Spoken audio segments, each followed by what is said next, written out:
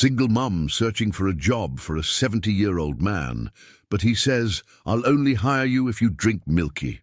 But a millionaire sees everything and does something that shocked everyone.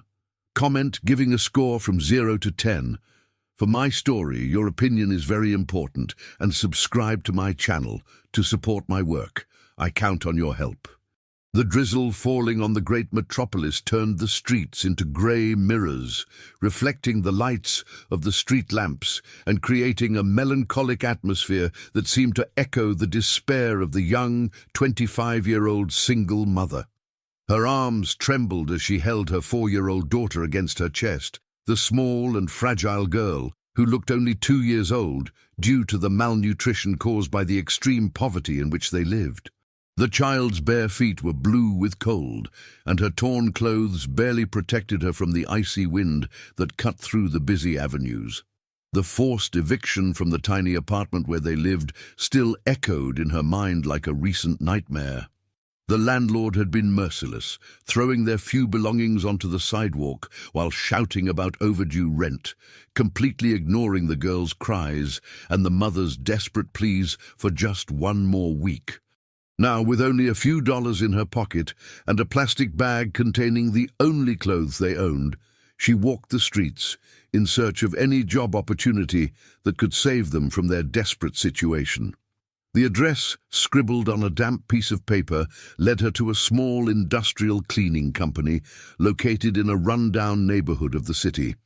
The 3-story building had peeling paint and dirty windows that barely let in the daylight. A rusty sign swung in the wind, advertising cleaning services with letters almost erased by time. She took a deep breath, adjusted her daughter in her arms, and pushed open the cracked glass door. The interior of the establishment confirmed her worst expectations. The smell of chemicals mixed with mold invaded her nostrils, while the linoleum floor was covered in a layer of dirt that seemed not to have been removed for months. Rusty buckets and dirty rags were scattered in the corners, creating an environment that looked more like an abandoned warehouse than a functioning company. The owner, a 70-year-old man with a prominent belly and small, predatory eyes, appeared from a side room chewing something that made unpleasant noises. His clothes were stained and wrinkled, and he looked her up and down with a smile that made an uncomfortable shiver run down her spine. The way his eyes lingered on certain parts of her body made her want to cover herself, even though she was wearing simple, worn clothes. He led her to his office, a dirty, dimly lit cubicle where piles of yellowed papers accumulated on a scratched wooden desk. The walls were decorated with old calendars displaying inappropriate images, and the air was heavy with the smell of cigarette smoke and sweat. The girl clung tighter to her mother's neck, as if instinctively sensing the danger that surrounded them. During the conversation that followed, the man made it clear that his intentions went far beyond a simple job interview. With vulgar language and inappropriate gestures, he insinuated that he would only hire her in exchange for intimate favors, detailing his expectations in a grotesque manner as he approached her with slow, calculated movements. His words were like daggers piercing her dignity, each immoral suggestion more degrading than the last. Humiliation burned in her cheeks like a branding iron, and tears began to form in her eyes as she stood up from the broken plastic chair, holding her daughter tightly in a protective embrace. The desperation for work did not justify submitting to that repugnant situation, even if it meant spending another night on the cold streets of the city. Her dignity was worth more than any amount of money she could receive in return. At the exact moment she was preparing to run from that horrible place, the door of the establishment burst open, causing the rusty bell to ring with a sharp metallic noise. A tall, imposing man entered, his firm steps echoing through the silent environment. He was about 30 years old, dark-haired, with the appearance of a movie heartthrob, and his piercing eyes swept the room with an expression of obvious disgust. Wearing an impeccable suit that contrasted drastically with the dirt of the place, he emanated an aura of authority and wealth that completely transformed the atmosphere of the place. His elegant and confident demeanor made it clear that he was not someone ordinary, and the way the elderly owner immediately changed his posture, straightening up nervously, confirmed that this man possessed considerable power. The newcomer witnessed the entire degrading scene, his eyes narrowing dangerously as he heard the disgusting words that still echoed in the air. The tension in the room became palpable, as if a storm was about to break over that miserable place, promising consequences that none of those present could imagine. The businessman's voice cut through the air like a sharp blade when he addressed the owner of the cleaning company. His words were controlled, but charged with an authority that made the walls of the place seem to tremble. He identified himself as the owner of one of the largest construction companies in the region, explaining that he was there to check for irregularities in a supply contract involving millions in investments and specialized equipment. The older man tried to stammer pathetic explanations, but the businessman interrupted him with a firm gesture of his hand. His penetrating eyes fixed on the sweaty and nervous face of the owner as he cancelled all commercial contracts between their companies, mentioning that the inappropriate conduct he had just witnessed would be reported to the competent authorities and publicly exposed in all the city's media outlets. The single mother watched the scene with a mixture of relief and deep shame. The tears she had managed to contain now flowed freely down her cheeks as she held her daughter more tightly, trying to become invisible in that moment of confrontation. The humiliation of having her desperate situation exposed before a stranger was almost unbearable, even if he was defending her dignity.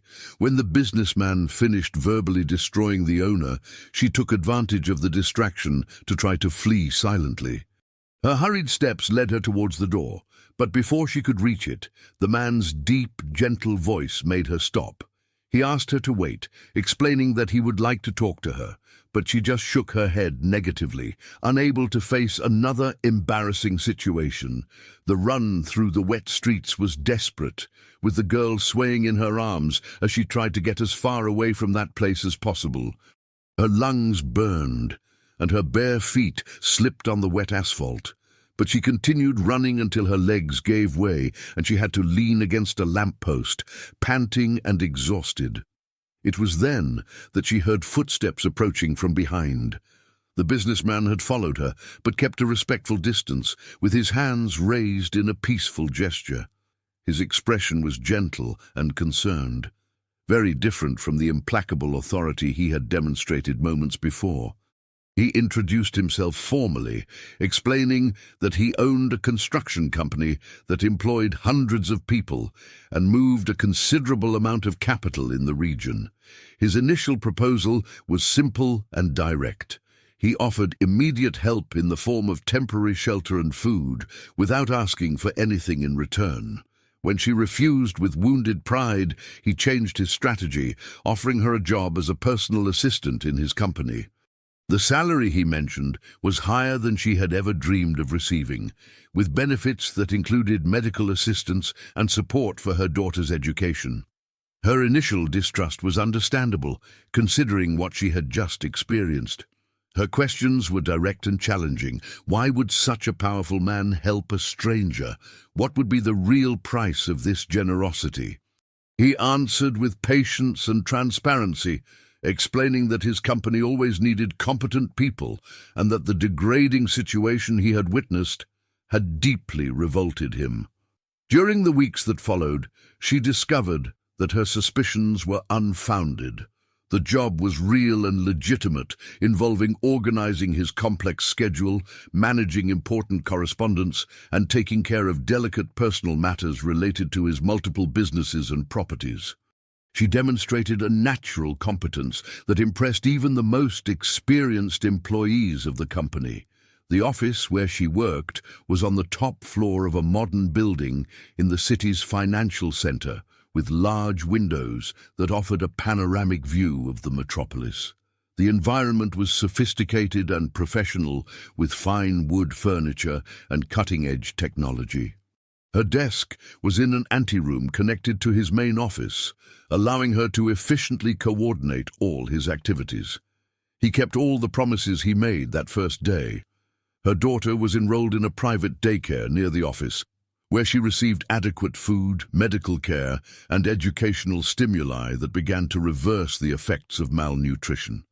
The small apartment he provided for them was only 2 blocks from work, furnished simply but offering the comfort and security they had never known. The first few weeks were marked by deep gratitude and a dedicated effort to prove her professional worth. She always arrived before time, meticulously organized every detail of his schedule, and anticipated his needs with an efficiency he had never experienced with previous assistants. Her reports were accurate, her suggestions were intelligent, and her discretion was absolute. Gradually, the conversations between them began to extend beyond purely professional matters. During coffee breaks, he shared details about the challenges of managing a growing company, while she offered unique perspectives based on her life experience. Her opinions were valuable because they came from someone who knew intimately the difficulties faced by ordinary workers. The chemistry between them grew silently and gradually. There were looks that lingered a few seconds longer than necessary, smiles that appeared for no apparent reason, and a growing awareness of each other's presence. When he passed near her desk, she felt an involuntary acceleration of her heart, and when she entered his office with documents, he noticed a subtle aroma of cheap perfume that, inexplicably, was more attractive than the expensive perfumes of other women he had known. But she maintained a rigorous professional distance, constantly reminding herself of the social difference between them. He was a man who owned assets in dollars, multiple properties, and businesses that generated considerable profits monthly. She was a former homeless woman with a daughter to raise and without any formal education.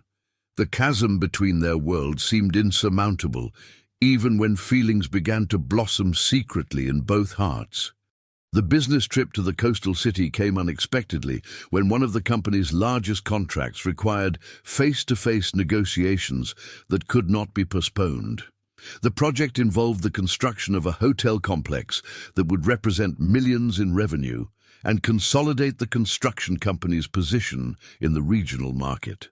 She would need to accompany him during the 3 days of intense meetings, organizing documents, coordinating schedules, and ensuring that all details were executed perfectly. The hotel where they stayed was a 5-star establishment by the sea, with imposing architecture and tropical gardens that contrasted dramatically with the urban reality she knew. Their rooms were on the same floor, connected by a silent corridor decorated with works of art and soft carpets. For the first time in years, she slept in a genuinely comfortable bed, between Egyptian cotton sheets and soft pillows that felt like clouds.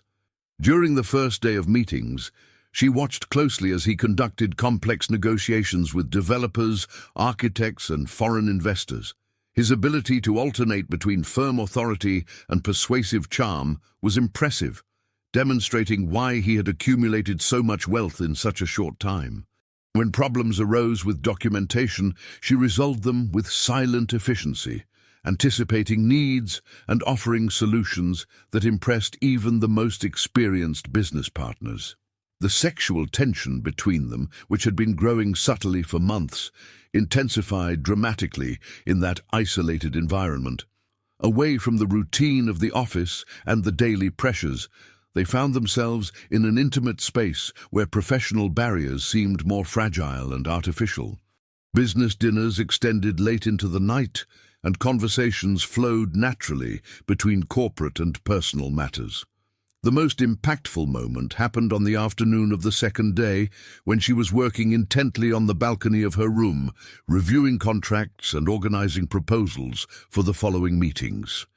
The sea breeze ruffled her brown hair, creating a soft frame around her focused face, and the golden light of the sunset highlighted her features in a way he had never fully noticed. He had left the hotel pool after an invigorating swim, trying to relieve the stress of complex negotiations. Drops of water trickled down his muscular and tanned body, and when he passed by her balcony on his way to his own room, their eyes met in a way that made time seem to stop. The moment lasted only a few seconds, but it was charged with an electric intensity that left both disturbed and aware of feelings that had been growing silently. That night, during dinner at an elegant restaurant overlooking the ocean, the conversation took more personal turns. Between discussions about expansion strategies and market analyses, he began to share details about his life that few knew.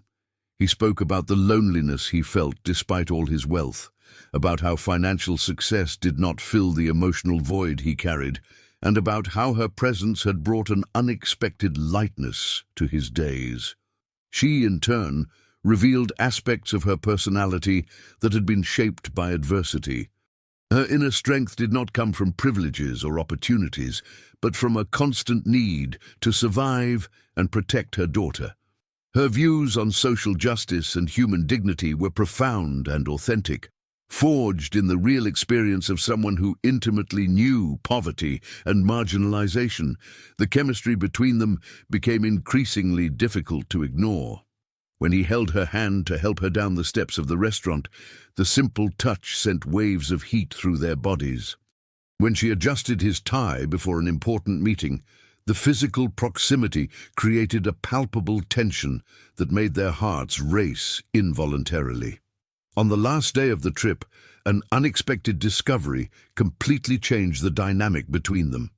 During an intimate conversation on the hotel terrace, under a starry sky that reflected in the calm waters of the sea, he revealed the real reason behind his initial generosity. His offer of help had not been motivated solely by indignation at the degrading situation he had witnessed, but by a deeper emotional connection that he himself had not fully understood at that moment. 5 years earlier, he had lost his wife in a tragic accident that completely devastated his emotional life. Since then, he had closed himself off to relationships, dedicating himself obsessively to work as a way to avoid confronting the void he felt. His thriving businesses and growing wealth were, in part, an escape from the pain he refused to process properly. When he saw her in that humiliating situation, holding her small daughter with protective determination, something inside him moved in a way he had not experienced for years. She and the girl vaguely reminded him of his own lost family, not physically, but in the essence of vulnerability protected by unconditional love. His decision to help had been instinctive, motivated by an emotional need that he himself could not rationally explain. The revelation created an emotional intimacy between them that completely transcended the professional relationship they maintained. She understood that her presence in his life represented much more than administrative efficiency or gratitude for opportunities offered. For him, she had become a symbol of renewal, a possibility of reconnection with human aspects he had deliberately suppressed for years. The flight back to the city was marked by a silence charged with meaning. Both knew that something fundamental had changed between them during those 3 days, but they were also aware of the complex obstacles that stood between their growing feelings and any possibility of a real relationship. The social difference, the professional complications, and their own personal fears created a barrier that seemed almost insurmountable. When they returned to the office, the atmosphere between them was electrified in a new and disturbing way. Each professional interaction now carried an emotional undercurrent that made it difficult to maintain the facade of normalcy. The other employees began to notice subtle changes in the dynamic between them, glances that lasted longer, conversations that seemed to have layers of meaning beyond the apparent content. But on the horizon, destructive forces were already mobilizing to threaten the fragile happiness that was beginning to bloom between them, preparing to test the limits of their emerging connection in ways that neither could anticipate. The storm that was about to devastate their lives began in a seemingly innocent way, with a phone call she answered on a rainy Tuesday morning.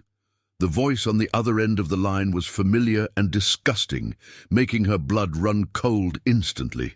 The former abusive boss had discovered where she worked and was calling with a proposal that sounded more like a veiled threat.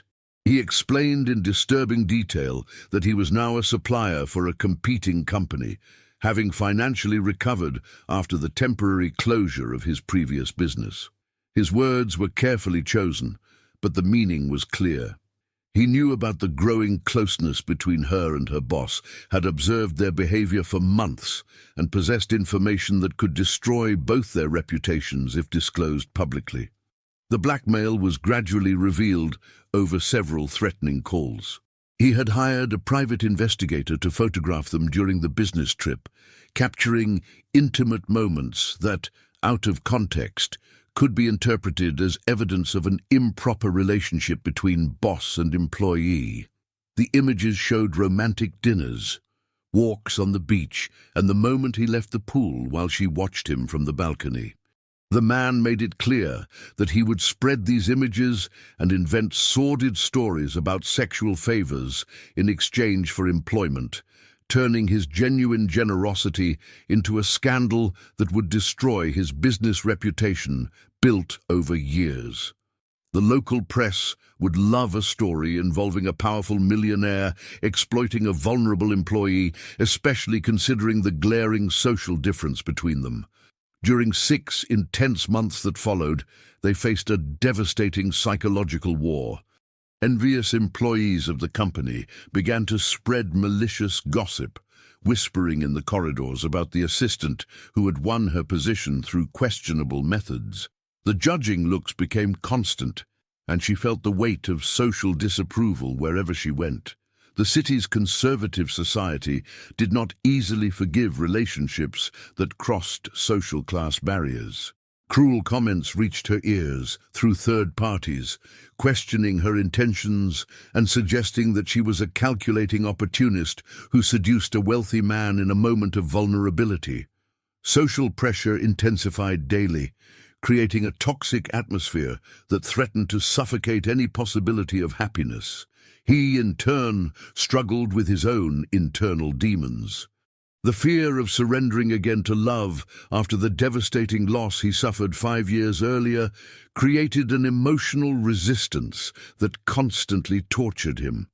Each moment of closeness with her was followed by waves of guilt and terror that he could lose her in the same tragic way, leaving him even more shattered than before. His internal struggle manifested in contradictory behaviors that confused her deeply. At times he would become emotionally close, sharing intimate feelings and demonstrating genuine affection.